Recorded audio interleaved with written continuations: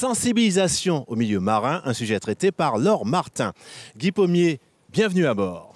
Merci pour votre invitation. Vous êtes inspecteur d'académie EPS, mais pas que cela. Oui, non, l'appellation exacte c'est IAIPR pour faire très court en éducation physique et sportive. C'est inspecteur d'académie, inspecteur pédagogique régional en éducation physique et sportive pour l'Académie de la Martinique. Guy Pommier, vu votre carrure, j'ai envie de vous demander, est-ce qu'il faut absolument avoir été prof d'EPS pour occuper votre fonction? Alors pour ma carrure, vous me flattez, merci beaucoup, mais c'est souhaitable. J'ai un contact du terrain depuis très longtemps et ce qui me permet d'avoir un regard différent sur la pratique en collège, en lycée professionnel, puisque c'est mon champ de prérogative dans ma mission. Alors justement, est-ce que nous pouvons faire un bilan, entre guillemets, de la chose nautique, si je puis dire? Ce qu'il faut savoir, c'est qu'à l'Éducation nationale, les professeurs d'EPS ont un balayage très large des activités. L'activité nautique fait partie de leurs obligations. Alors en ce qui concerne les activités aquatiques, je dirais que c'est un bilan qui est mitigé. Il y a des résultats très positifs, avec un préalable, l'apprentissage du savoir nager.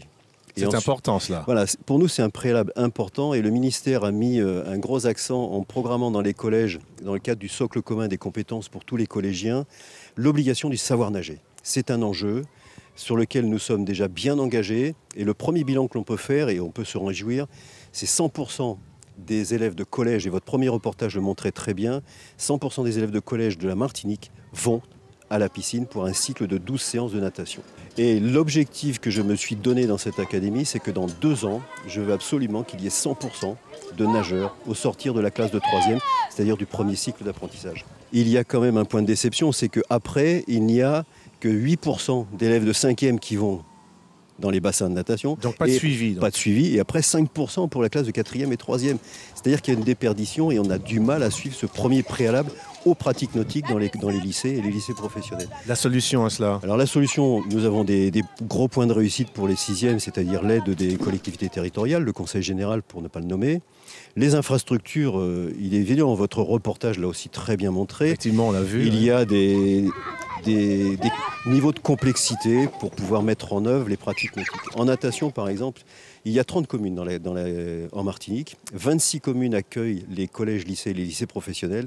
Et sur ces 26 communes, on ne compte... Faites-moi peur. Non, je ne vais pas vous faire peur, je vais faire que des chiffres avérés. Un bassin olympique de natation, 5 piscines municipales, 5 piscines privées et 5 plans d'eau de mer qui sont homologués. Ce qui fait que pour satisfaire la pratique de toutes les classes, il y a engorgement, il y a difficulté. Ça, c'est un secteur de réflexion pour les années à venir.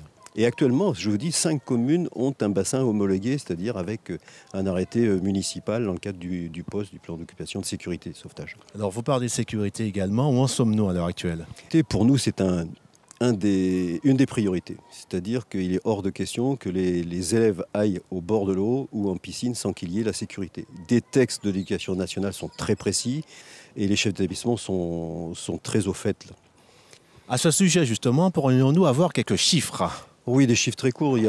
On va dire qu'il y a un tiers des établissements scolaires de cette académie qui programment régulièrement voile et canoë-kayak. Et ils sont beaucoup moins, entre 2 et 5, qui programment Palmas Tuba, qui est une activité nouvelle sur laquelle j'ai beaucoup d'ambition, la plongée sous-marine. Et nous avons un centre surf UNSS à Tartane qui fonctionne tous les mercredis et qui draine un grand nombre d'élèves. Dont vous faites partie, puisque vous êtes adepte de ce sport. Adepte de tous les sports, je veux froisser personne. Guy Pommier, vous connaissez, je le suppose, l'association Vendanvouelle 97.2 menée par Éric Barret. Oui, j'ai eu l'occasion d'assister à son arrivée triomphante en Martinique sur la Transat et je sais qu'il fait un énorme travail au niveau de la promotion de la voile.